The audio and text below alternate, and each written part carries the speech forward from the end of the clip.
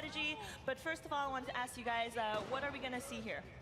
Well, this is, first of all, actually the E3 demo that we're showcasing here at E3. So people can play this at the LAC, at the Ubisoft. If you're in LA and you're going to E3, you can play what they're playing right now. So that's awesome. That's really cool. So this is it's a tiny little slice of the open world in Washington, D.C. in the Division 2, right? And this is actually, they're on their way towards that same crash site that we saw in the E3. Right, the Microsoft brief, yeah. Yeah, the crash of the Air Force One. Except exactly. right now, it's tackling at a different entry point than what was shown at the Microsoft conference. Am I right? Exactly. Yeah.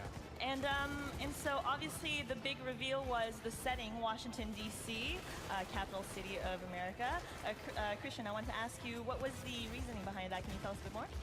Yes, absolutely. We were very excited to showcase that yesterday in our reveal and to show more, of course, today. We had multiple options. We investigated multiple options, but for us, Washington D.C. we investigated multiple options, but for us, Washington D.C. felt like the natural choice for two obvious reasons. One, of course, is the seat of power in U.S., and second, it's also the home of the headquarters of the division. Right, the HQ of the division agents, Absolutely. Right? That's awesome. And I can see there is no more snow nor ice. Can you tell us a little more about really the timeline from the division to the Division 2? Yes, absolutely. In Washington, D.C., we are now in the middle of the summer, 7 months after the events in New York City. So the summer, the season, allow us to showcase a vibrant city where nature is now taking over the city. It's beautiful. Hey, Yannick, can you do just like a pan? Oh, I guess you're in action right now, but just like the pan of the city here. I mean, obviously, it's beautiful in its own way. It's got character. Yannick, why don't you tell us a bit more on how you plan to tackle your playthrough? Try to spread around actually, so we can have a bit of a tactical approach to things and not just like face tank. So that's we'll see how that plays out. I think we should pay extra attention to Yannick. Yes, exactly, and just judge him. Don't no judge pressure. me. I've been judged for my hand wave already earlier. So. Okay, so Matthias and Christian, I played some of the Division. I haven't played hundreds of hours like the thousands of players out there. If there was a few things you could say about the Division 2 that new players should know, what would you say? The list is long. I mean, we're very excited, both as gamers at the office and as devs, right? Of all the things we refined, tweaked, and tuned from the Division 1. Everything from the combat to refining the RPG and all that. So there's a lot of that, but also a lot of new things. So I think where they are right now, the open world is one of them. It's first of all 20% bigger than the first game, New York, and it's very, very faithfully recreated, almost one-to-one with the actual DC, right? That's amazing. And sorry to cut you off, but Christian, you mentioned, so you guys chose Washington, D.C. I'm curious, did the team take any trips there to kind of really get an authentic recreation of Washington, D.C.? Absolutely. We had multiple trips after we chose this setting, and we met with different architects from the city, with urban explorers, with artists from local artists to make sure that everything it's looking beautiful in the game. So people living in Washington, D.C. can kind of walk around and try to find their homes? Absolutely.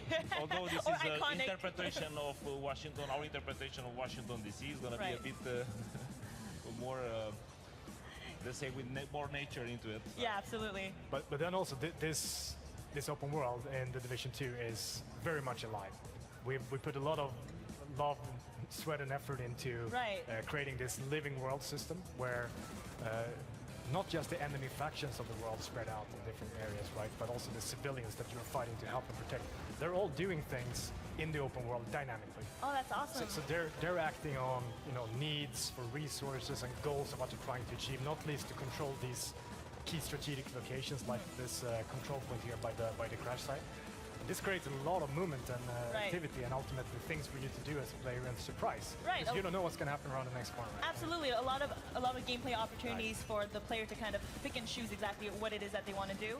And so right now they have reached the control point. I take it. How you doing there, Yannick?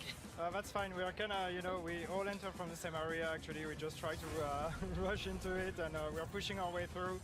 So far it's fine, but we have the tank coming now, so... Oh, well, good luck with that. Matthias, so what faction are they playing against right now? They're playing against a faction called the True Sons.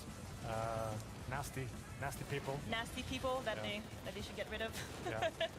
and and so I know another big reveal, big new feature that was mentioned during the Ubisoft conference are the specializations. Right. Can you tell me a little more about that? Specializations is really adds a new extra layer and dimension to endgame, where you've been going on this incredible journey through the game, through the leveling game, the campaign. You've been growing in both power and capability. Right. You've been getting new skills, mods for those skills, weapons and gear, etc. When you get to endgame, you're presented with a choice of how do you really truly want to specialize now. Right. First choice is the signature weapons that we saw in the conference, right? Right, and I think it's important to note, I think that these specializations, they're not like roles that a player kind of sticks to. They No. can kind of choose to grow